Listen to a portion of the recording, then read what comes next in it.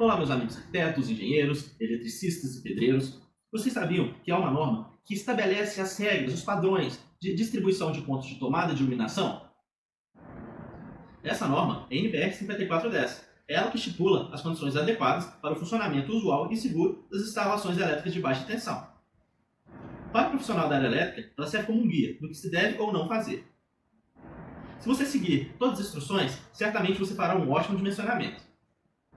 Continue no vídeo, eu preparo um resumo bem completo de como fazer uma distribuição de pontos elétricos residenciais. Então, pessoal, agora vamos seguir o vídeo por essa apresentação. Copiei algumas partes da própria NBR 5410, mas eu não vou ler item por item.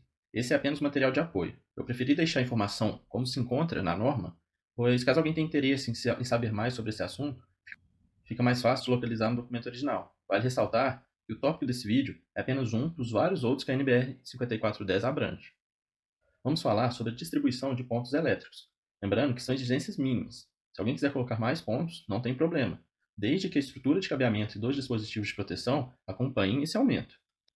Esse mínimo existe por questão de segurança, reduzindo a chance de ocorrer uma sobrecarga quando o usuário ligar seus equipamentos ou instalar a iluminação do local. As potências que irei mencionar serão usadas para dimensionamento da estrutura de cada circuito elétrico, que será realizada por um profissional capacitado. A NBR 5410 é uma norma de segurança determinada pela BNT, que tem como objetivo orientar as instalações elétricas de baixa tensão. Ela funciona como um guia para os profissionais de elétrica. E por que é importante usar a NBR 5410? Basicamente, a NBR 5410 é como se fosse um manual que contém tudo que o eletricista precisa levar em conta em uma instalação elétrica de baixa tensão. Imagine uma cozinha linda, toda projetada por uma empresa de arquitetura, mas que, para não atrapalhar o visual, foram instaladas apenas 2 tomadas em pontos estratégicos para a geladeira e para o micro-ondas. Com o passar do tempo, a dona da casa comprou um air fryer, uma máquina de lavar louça, uma cafeteira, um exaustor, um forno elétrico, por aí vai. Tudo isso para ligar em apenas 2 tomadas simples. A chance de ocorrerem problemas na rede elétrica é enorme, por isso a norma prevê um dimensionamento mínimo, para ter uma margem segura de uso.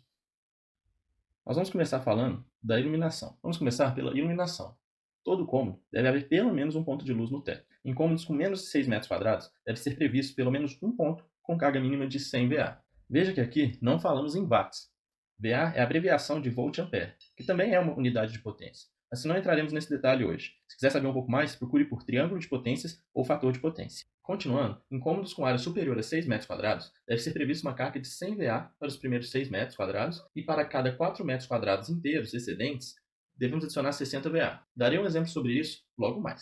Agora vamos falar sobre as tomadas de uso geral. São essas tomadas simples, quantas tomadas devem ser instaladas em cada cômodo? No banheiro é previsto no mínimo uma tomada próxima do lavatório, mas com distância mínima de 60 cm do box do chuveiro. Para a primeira tomada do banheiro, deve-se prever uma carga mínima de 60 VA. Para a primeira tomada do banheiro, deve-se prever uma carga mínima de 600 VA. Para as demais, pode considerar 100 VA para cada. Em cozinhas, copas, áreas de serviço, devemos prever um ponto de tomada para cada 3,5 metros ou fração do perímetro. Veja que aqui não falamos mais de área, sendo que pelo menos 2 pontos de tomada devem estar em cima da bancada da pia. E as 3 primeiras tomadas devem prever a carga mínima de 600 VA cada.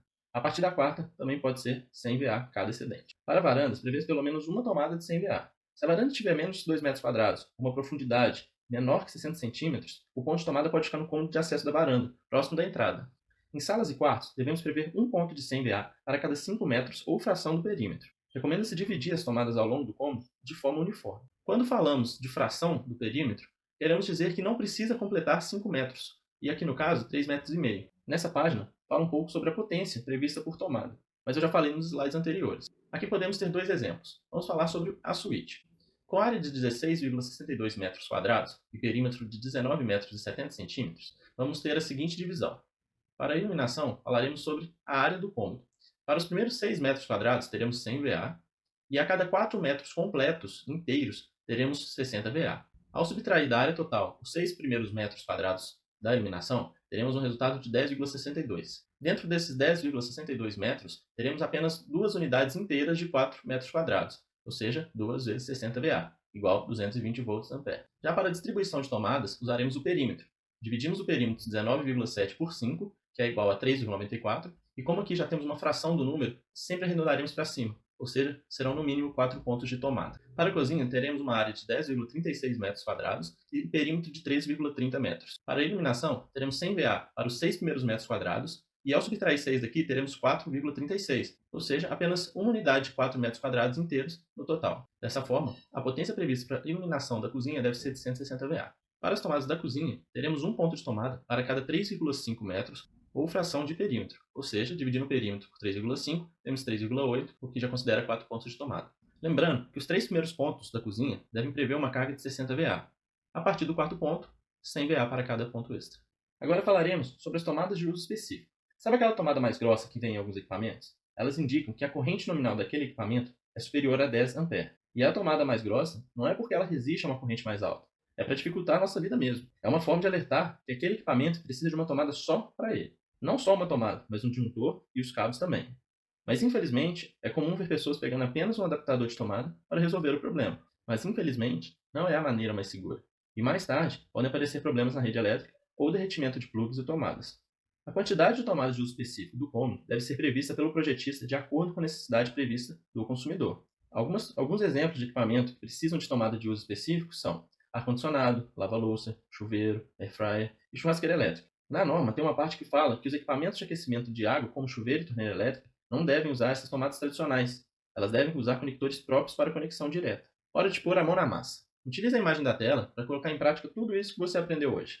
Lembrando que o perímetro é a soma das medidas laterais do cômodo e a área é a multiplicação entre a largura e a altura do cômodo. Por hoje é só. Segue o link com o PDF dessa aula.